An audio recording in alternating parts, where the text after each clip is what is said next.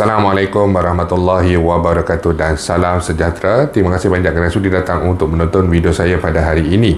Dan seperti biasa, bagi mereka yang baru pertama kali datang untuk menonton channel saya ataupun mereka yang masih lagi belum subscribe, saya mohon jasa bagi anda untuk subscribe ke channel saya. Dan bagi mereka yang dah subscribe, saya mohon anda untuk kongsikan video ini kepada rakan-rakan serta ahli keluarga anda. Semoga apa yang saya nak kongsikan sedikit pada hari ini adalah satu perkongsian yang bermanfaat untuk kita semua, insya-Allah. Okey, jadi hari ini saya ingin berkongsikan sedikit berkenaan dengan pengeluaran khas KDBSP sebanyak RM10,000. Panjang tajuk dia, pengeluaran khas KDBSP, dan saya merasakan mungkin tidak akan diberikan nama baru, mungkin tak ada lagi AI ni kot, mungkin dikekalkan pengeluaran khas KDBSP. Okey, jadi daripada beberapa hari perkongsian saya berkenaan dengan pengeluaran khas ini, macam mana kaedah nak mohon secara online, bolehkah guna website ataupun aplikasi iAccount dalam smartphone, telah pun dijelaskan, dan juga pelbagai perincian saya rasa saya telah berikan dengan sebaik yang mungkin. Jadi saya melihat ada beberapa persoalan yang menarik perhatian saya lah, yang mana dua persoalan ni saya boleh katakan adalah perkara penting yang sebenarnya perlu diambil tahu dan perlu dilakukan jika perlu oleh pencarum-pencarum di luar sana yang ingin melakukan pengeluaran khas RM10,000 ini, yang mana kita masih lagi mempunyai baki sekitar 5 hingga 6 hari sebelum tarikh permohonan dibuka pada 1 April 2022. Yang pertama sekali adalah berkenaan dengan ada satu persoalan yang saya lihat dan saya telah pun respon berkenaan dengan telefon number.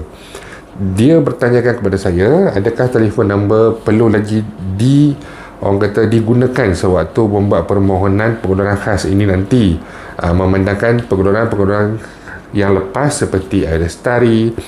Air Lestari tak ada rasanya, Air Sinar dan juga Air Citra ni dia ada memerlukan nombor telefon untuk mendapatkan tag number TAC. Okey, jadi jika dilihat seperti yang saya telah katakan tadi daripada perkongsian yang lepas, telefon number ni adalah salah satu perkara yang paling penting, yang mana untuk pengeluaran Air Sinar dan juga Air Citra ini, sewaktu kita membuat permohonan, diisikan sedikit maklumat yang diperlukan, pembayaran macam mana dan sebagainya.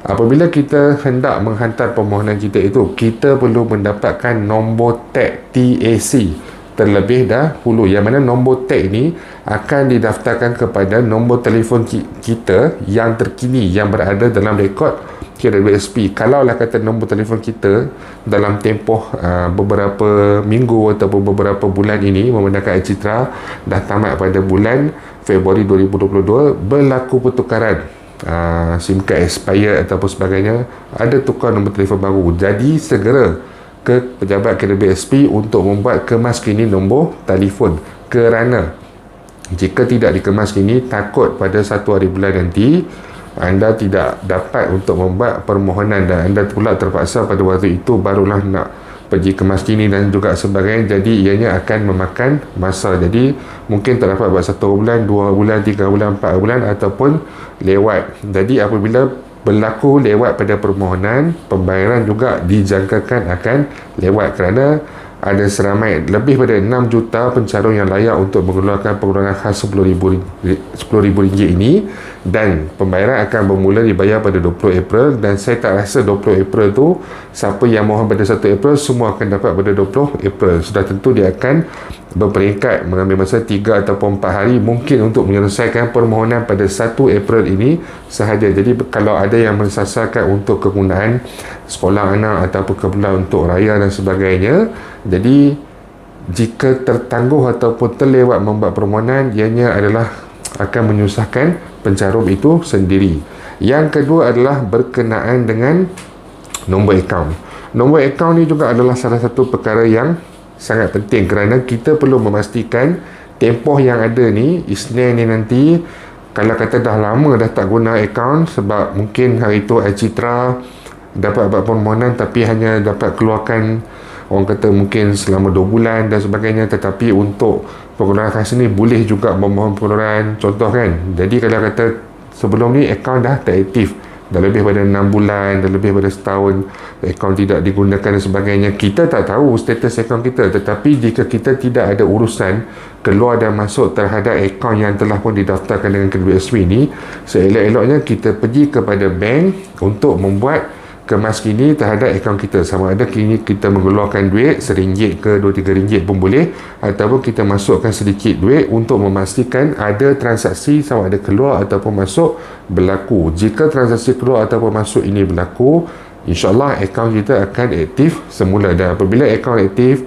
1 April buat permohonan, InsyaAllah pembayaran pada 20 April nanti tidak akan ada sebarang masalah. Saya tak mau nanti ada yang berlaku tiba-tiba pembayaran gagal sebab akaun aktif dipulangkan semula kepada pihak kedai BSP. Kemudian apabila nak sampai pada pihak kedai BSP mengambil masa 5 hari bekerja. Kemudian pihak kedai BSP pula akan menukarkan pembayaran anda kepada payment order ataupun cek. Jadi cek tu pula nak dihantar, kadang-kadang dihantar pada cawangan, kadang-kadang dihantar terus kepada penerima. Nak hantar tu pula dengan menggunakan pos, kadang-kadang 5 hari juga, 3 hingga 5 hari. Kemudian nak tunaikan tu pula mengambil masa juga 1 hari ataupun 2 hari. Jadi ini semua mengambil masa yang agak panjang.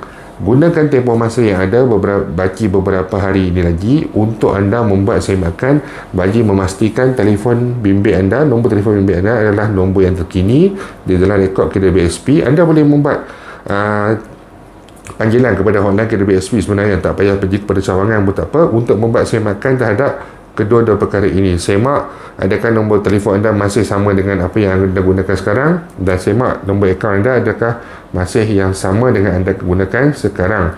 Jika tidak sama, ada pada masalah, pergi kepada cawangan kedai BSP buat kemas kini, dan kemudian pergi kepada bank untuk kemas kini dan juga aktifkan semula akaun anda. Jadi itu saja yang saya nak kongsikan. 2 perkara ini saja yang paling penting sebenarnya. Kalau anda tidak ada account dan sebagainya pun sebenarnya tidak menjadi sebarang isu, kerana sudah tentu pengeluaran khas nanti kita perlu memohon di dalam satu portal yang disediakan.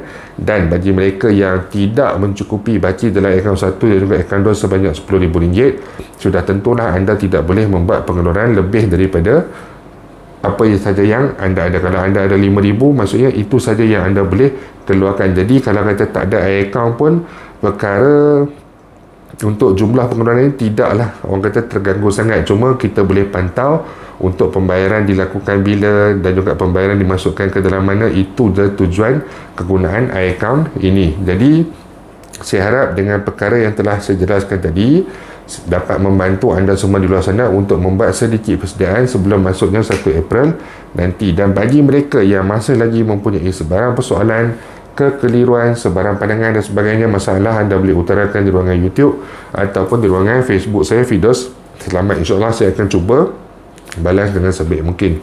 Itu saja yang saya nak kongsikan pada hari ini. InsyaAllah kita akan jumpa lagi. Jangan lupa untuk share, jangan lupa untuk subscribe. Assalamualaikum warahmatullahi wabarakatuh.